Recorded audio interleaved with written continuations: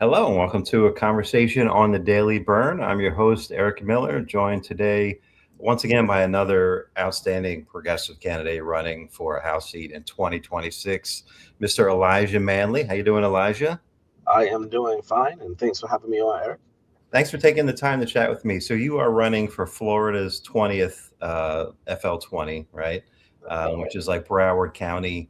Um, uh, the I want to make sure I mention the primary in your website multiple times, right? So if a candidate's on Daily Baron, they're not a corporate PAC hack, right? So it's a people power campaign. So $5, $10, $20 helps, goes all the way, right? So your website is your name, Elijah Manley with an E.com, correct?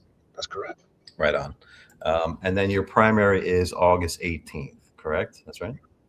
Right on. Sweet. So I'll try to mention that several times just to kind of as a reminder, right? Let me kind of get started. I was looking at you on Ballotpedia and sort of all your sort of your resume there.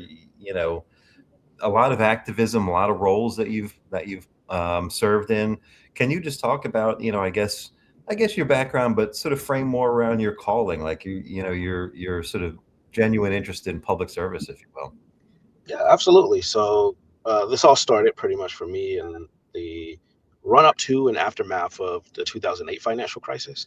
I was a pretty young guy. I was, probably about 7, 8, 9 years old at the time when all of this was happening, and I was with a single mom and siblings, and that crisis, the 2008 financial crisis, pretty much hit us really hard. My mom lost her job.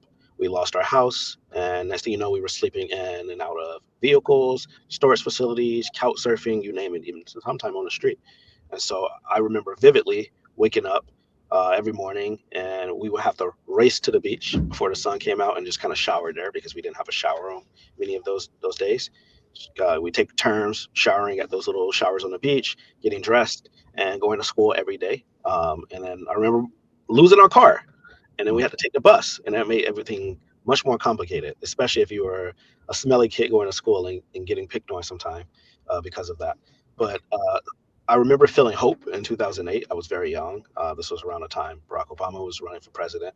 And then I remember not much really changing after in our life, things getting worse. We were losing, housing quite a bit. My mom was struggling to keep up. We were living, taking turns living at people's houses, sometimes siblings being separated and going, my older brother going to stay with his friends, my older sister staying with her friends.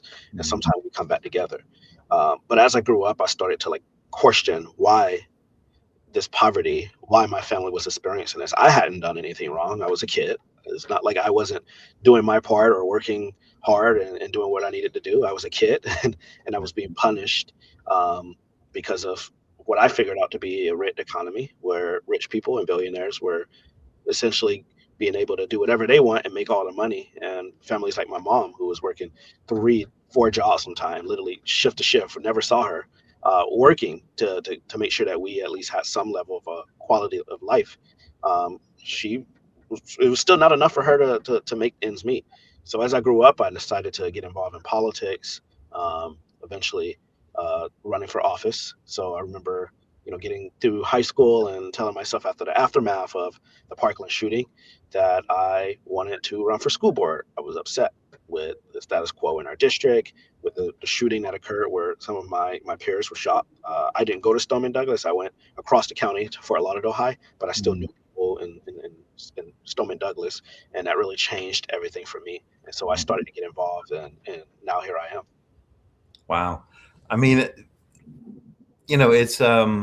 it's inspiring. Like, so many, a lot of the sort of normie Dems that, that run for office and so forth, it's a career, right? I mean, a guy like you, this is lived experience. Like, this is, and I love the way you frame that, where you, as a younger man, started to like, why is this, right? And you quickly realized, the it was rigged, as you said, right? So, and then to have a firsthand experience, generationally to sort of be, part of the sort of, you know, did you do active shooter drills and stuff when you were in school? Did you? I did a lot. Our active shooter drills. We were under the desk, sometime in the closet, And now I'm a substitute teacher now, and we're still doing that with the kids, where I have to raise the kids into the future as quickly as possible, and sit them down and tell them to be quiet and don't make a noise, and then they'll send someone in the classroom and we think it's a shooter, but we don't know. It's a drill. Yeah. So it was very terrifying, and to know that that's what people are going through, what we're going through these days, but in our schools, it's just terrifying, and that's still occurring. Yeah.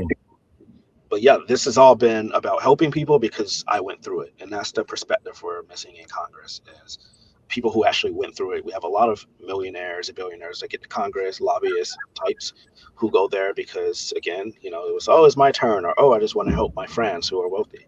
And we don't have a lot of people who went through homelessness, especially as a child, to understand how these issues affect people. There's always a conversation about how much are we going to cut things by, but nobody's ever sitting there and saying this is how it's actually going to affect people, because they don't know. And so I can speak from experience to that. I can put faces and and reality to those decisions that are being made in Congress on the money. Yeah. I mean, it's boy, what a welcome, fresh perspective, right? So in Congress now you have, like, when AOC got elected, it was kind of a novelty. She's the bartender, right? And Cori Bush dealt with being unhoused at a point. I think it was Cori Bush, right? And Ilhan Omar's refugee history and things like this, right? But they're outliers. They're not the norm. The norm is sort of a corporate lawyer or what have you, right? That goes into this as a career. So amazing that you're running, and thank you for all thank you for your journey heretofore to get to this point, to have this realization. And my point here, and I'm sort of being long-winded about it, is exactly who we want is authentic public service actors, like Elijah here, right? So again, your primary is August 13th, ElijahManley.com, right? So I'm going to mention that a couple times, right? Or 18th. Did I say 13th? Okay. So the district that you're in, the current incumbent, who apparently is running again, has had a bit of issues. Sheila Shafilus McCormick. I had her on in 2021, back in the day, and I sort of followed her through the headlines. And I don't. How much do you want to talk about her? She's been indicted. She's in some deep water, shall we say? We could give people, a brief little bit about what's going on, so they know the context of why this primary is so important right now. And I love to run through it. This is an individual who got in, and you all remember Elsie Hastings passed away, and that's why this seat was open in 2021. She won a race by about 5 votes in the primary, which was not 5 votes in the primary. That's incredible. And there's been this cloud over her for years. So an investigation started under the Biden administration and within Congress because she received millions of dollars in an overpayment from the state.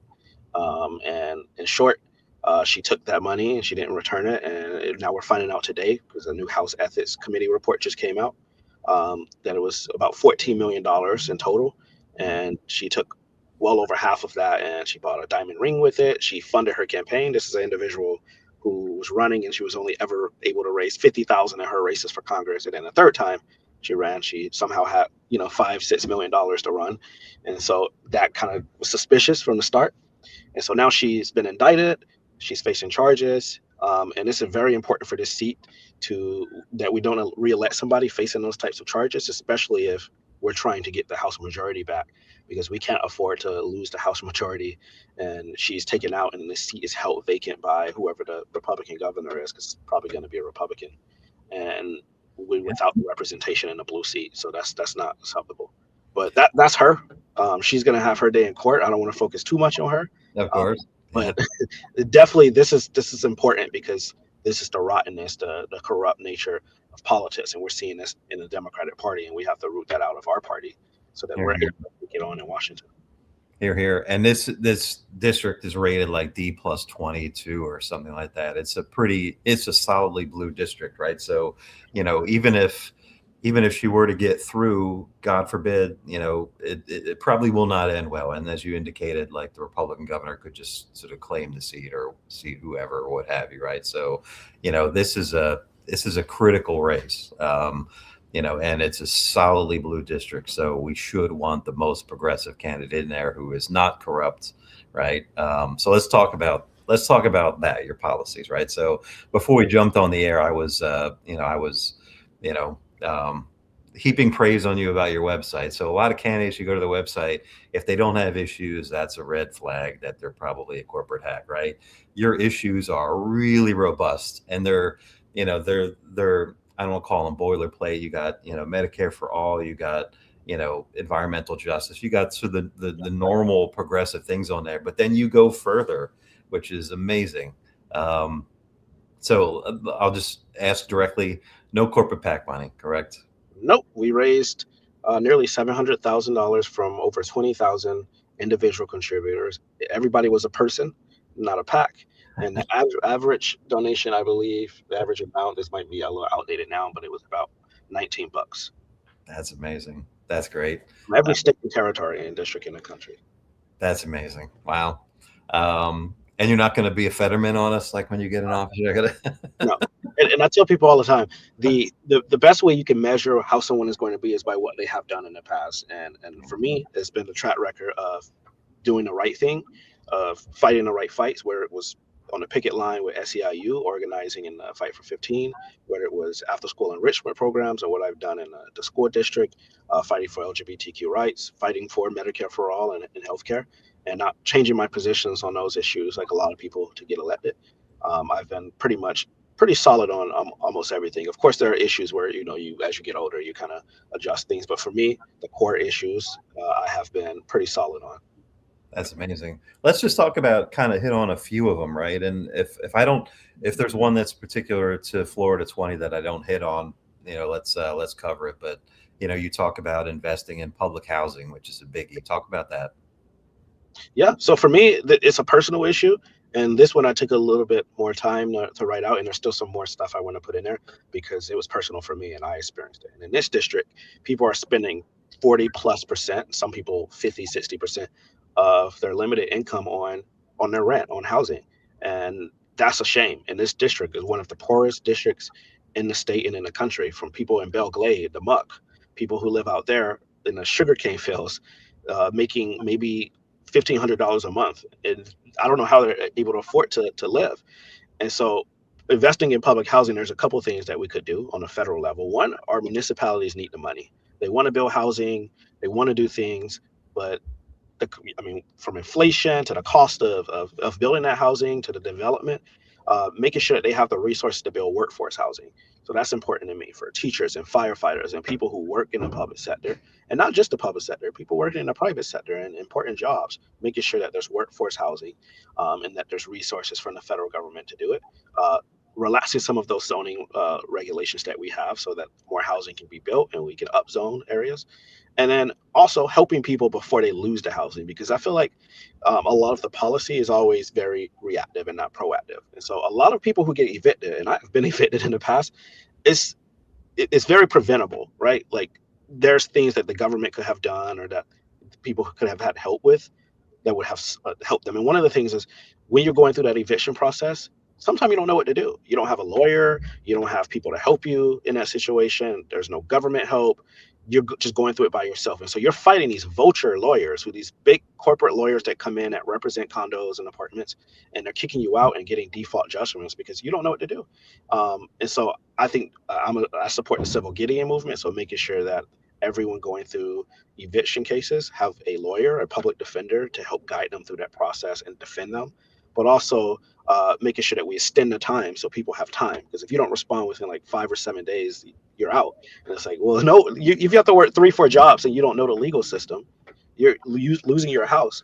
And the biggest frustration I've noticed, and this might be in many other states too, is you have to email the judge. Like, you think you submit it through the clerk of courts, motions and stuff like that. But you have to email the judge, and nobody knows that because no one's a lawyer that's going through this. And so it's little small things like that that really matter, that people don't pay attention in politics. It's always the big sexy issues, but it's like little stuff like that, like going through the eviction process, how you communicate with the judge, how people if they don't know how to communicate with the judge, helping them do that. Those little things can save people's housing and then their lives in the process. And those are the types of things I want to fix. Amazing. And those idiosyncrasies are deliberately in place as part of the rigging of the system, as you indicated, right? So, not only would you, sort of enlighten people about it, it sounds like you would have an active interest in, like you said, extending the period and so forth, right? So that's amazing. Let me ask you about Medicare for all and canceling medical debt. I saw that on your website. Can you talk about that? Absolutely. So I support Medicare for all, and that means I'm not really a supporter of the private healthcare industry, private health insurance. I think in a country like this, the richest country in the world, we can afford to give everybody healthcare, and we can do it in a cost-effective way. And so I support the Sanders-style Medicare for all program. It's the right thing to do, and at the end of the day, it saves us money in the long term, because at the end of the day, the taxpayers are paying for people who don't have insurance, right? And there are better outcomes long term when people are healthy, when they're able to go to a doctor when they're sick, and they're able to catch these issues earlier. And no one can afford to go to the doctor these days, because you get that giant bill in the mail. Sometimes you don't even know what you're actually paying for, or what it is, because the doctor says this, the insurance company says another thing, and then somewhere in the middle is the actual amount. And so there are people profiteering off of health insurance and off of our care, our lives. And I don't think that's an effective way. There are other countries all across the world that do the right thing, that guarantee healthcare to everybody. I think we should do that in the United States. I've seen the estimates of how much it costs. I think we should do it.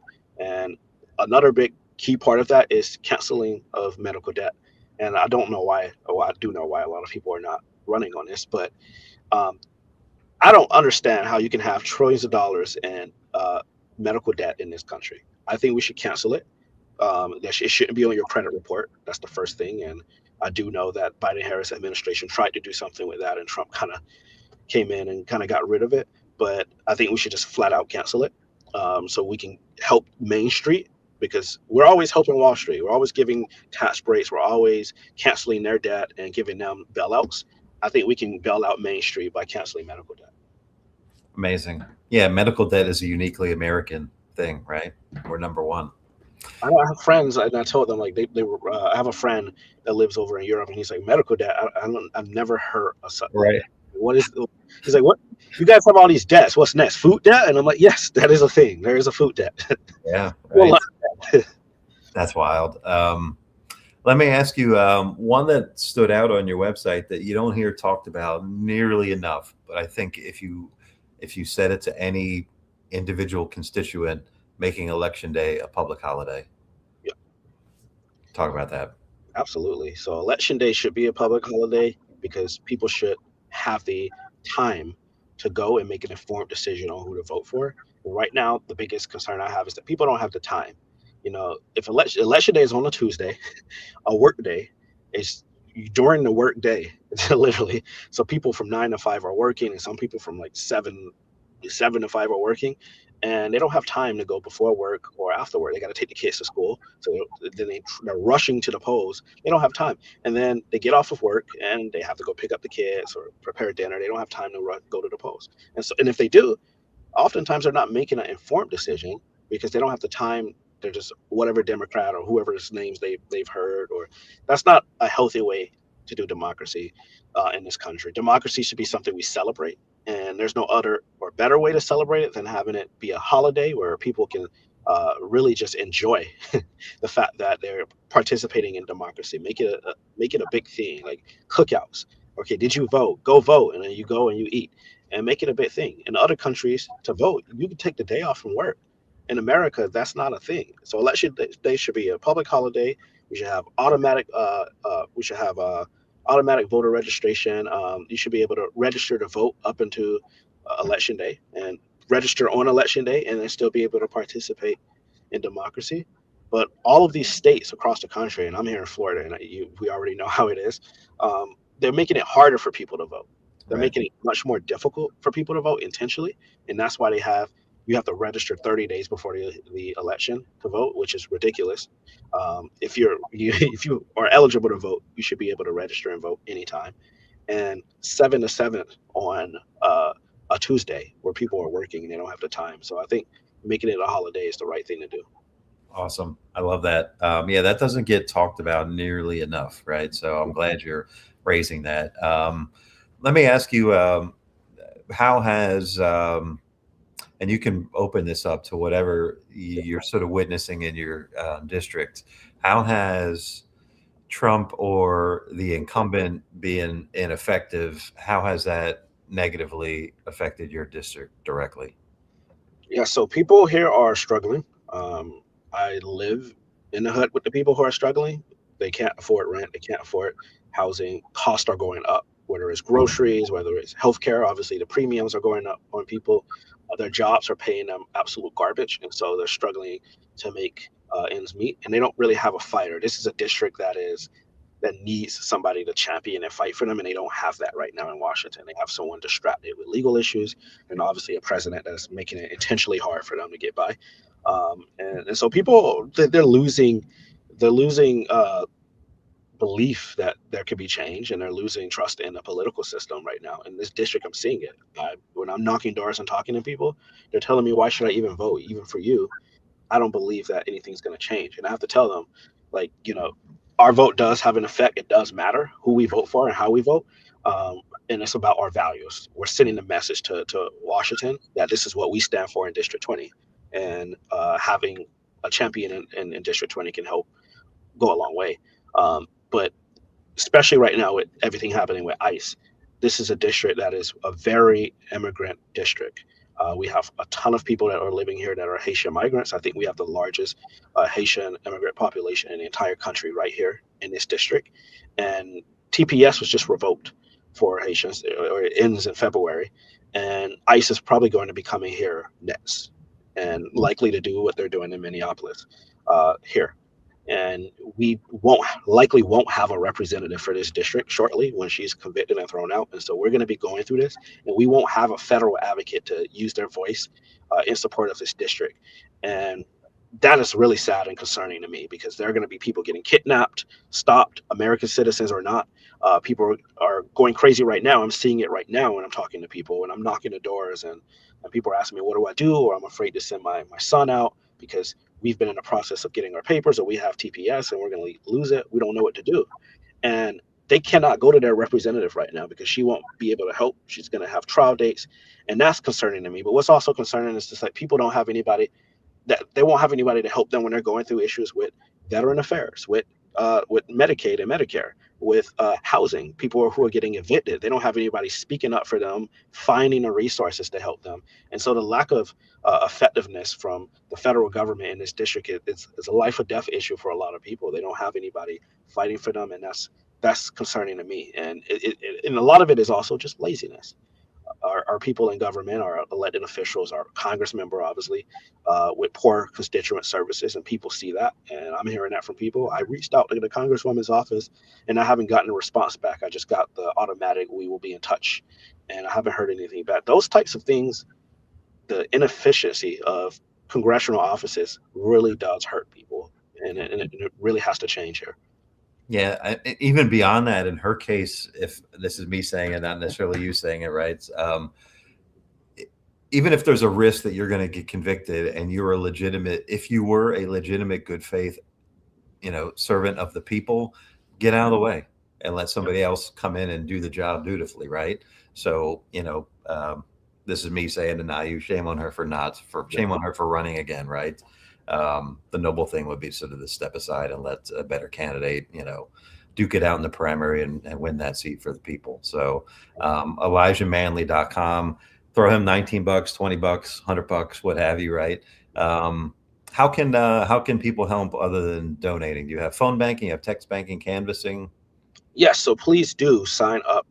We have Mobilize. We're going to put events on Mobilize where there's canvassing, especially if you live here, and phone banking. We do have one that's going up shortly for Sunday between 1 and 3:30. You can sign up to make calls to voters in the district. This is a district where is the electorate is the voter a voter electorate tends to be a little bit older, and so it's going to be a lot of phone calls and a lot of door knocking to reach people. And so any help you can do goes a long way there. Obviously, donating goes a long way too, because you know we're racing towards the seat, but that doesn't mean that there won't be special interests that get in this race to push somebody else through. And waiting to see what that is and how it happens, but we got some time, and this district will not look like how it looks now because of redistricting, but we know it will still be here and there will still be special interest. So chip in what you can.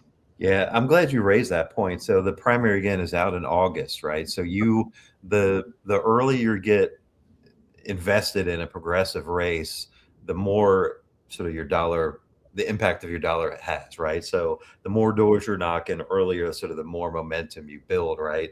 They could, the party theoretically could recognize that this seat is in jeopardy, 11th hour, and throw an AIPAC funded candidate in there just to retain the seat or what have you, right? So the earlier we get behind Elijah, the better his chances are, right? So so we don't want that to happen. So ElijahManley.com. Again, the primary is August 18th. I could keep going back and forth on the date. August 18th or 13th? 18. 18th, right? You mentioned about the sugar cane fields. Are there environmental concerns in your district around that? There are, and so I know we have a Sierra Club, and we have a couple other groups, Everglades Trust, that do incredible work here. Because of the sugarcane burning and the muck that's falling out of the air onto the houses, and people having to hose down their houses because it's black tar all over the place, and then there are health concerns. And I do know, to be fair, that the industry is doing some things to make change and better their business practices, but there's a lot more that can be done. And I think my primary job as the member of Congress is going to be able to sit the industry down, sit the U.S. Army Corps of Engineers down, and see how we can find a way to make this better. Because obviously sugar is going to continue to be burned and made. How can we make sure that the practice is better, the area is safer, and the people are more prosperous in the area, and they're not, going through health challenges, and they're not, also losing their job, because there are a lot of people in the district where sugar is their job. And so how can we find a way to balance it all and make it happen? So that's going to be one of my primary focuses, is making sure, okay, everyone sit down, let's find a way. Like, we don't want this. We don't want blue-green algae in our water. We don't want people getting sick, especially people, getting asthma or getting cancer. How can we fix this? And what resources, federal resources, we need to do Everglades restoration and make sure we're restoring the Everglades, protecting the Everglades, and are protecting our waterways, which is a primary issue for me, is making sure we get the money. So whether it's the U.S. Army Corps of Engineers or other groups or our state and local partners can do the job they need to do to protect the environment. That's awesome. Let me ask you one more thing, sort of policy wise. So January 2027, right? You're in Congress, right? God willing. What are you doing to hold the fascists accountable? I love this question. So there's a couple of things we could do, and I've made it pretty clear that I am not going to vote to fund a fascist government. I think it's important to put our foot down as Democrats and not give up or give in, like Chuck Schumer did a couple of times. If we have leverage, I think we should use it, especially if we're in a majority. And there should come no circumstance where we're giving ICE more money. I, I'm hell bent on that. We're not giving ICE another dollar, and I support rescission package to take back the billions of dollars that ICE has been given through the big bullshit bill. Excuse my language, and the additional money they're asking for this fiscal year. And so I'm not voting for a budget that has that, and I'm going to stand my ground on that. But also, we need to be impeaching Donald Trump and JD Vance and Kristi Noem, especially Kristi Noem, and we need our Senate partners to do the right thing and convict them. That's the other half of the equation, but the House should do its part and impeach them for what they're doing.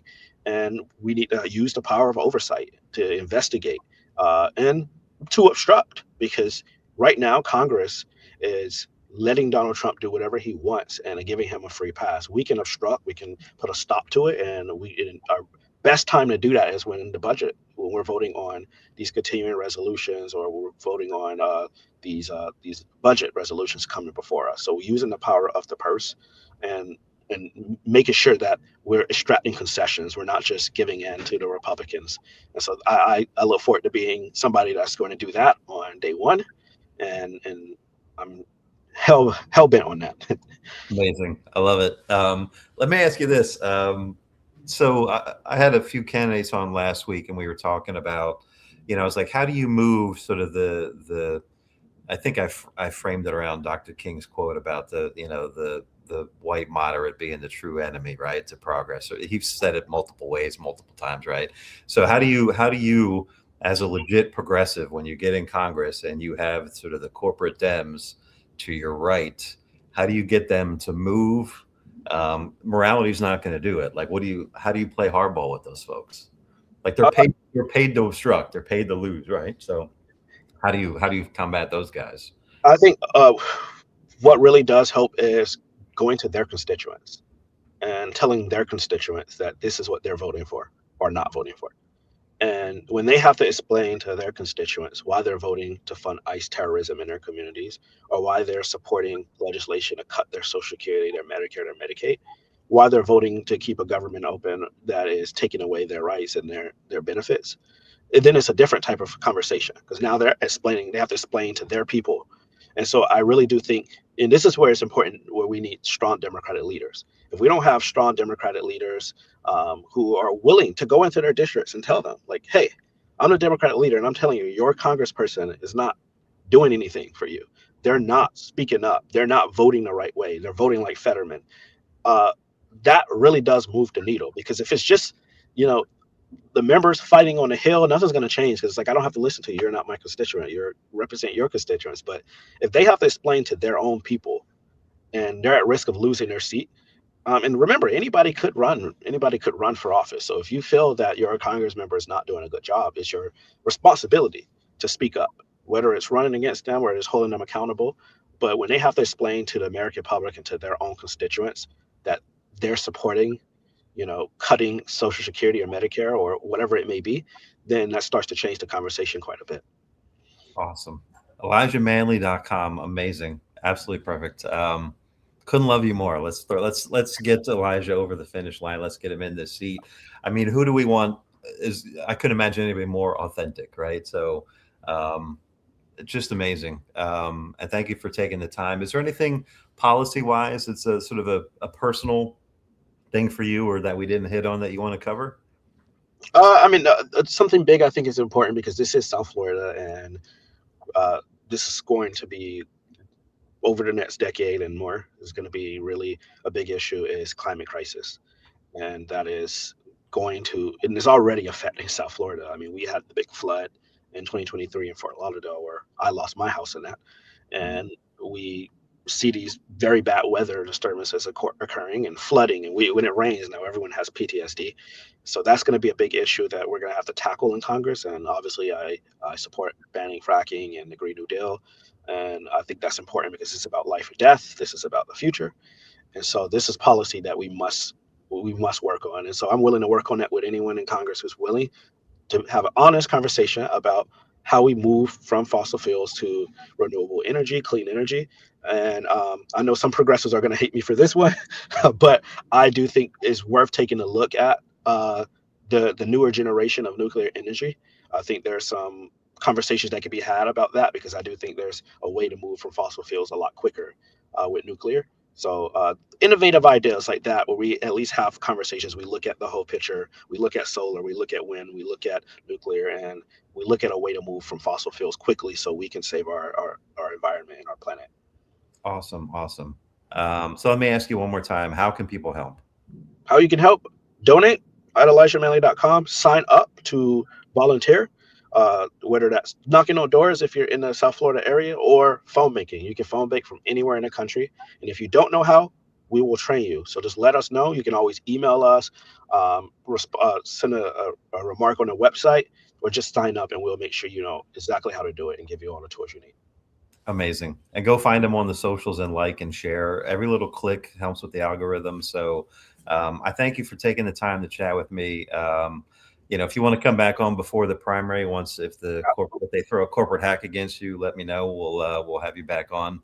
And I look forward to speaking to you in January 2027 as a representative. So Godspeed, man. And thank you for sort of the aspirational aspect of your journey, right? You've had some hardships and struggles, and it could very easily lead to despondency, but you don't have any of that in your eyes. You have fire, and it's absolutely amazing. Like, this authenticity is exactly what we need. So I couldn't thank you enough for running and taking the time to chat with me today.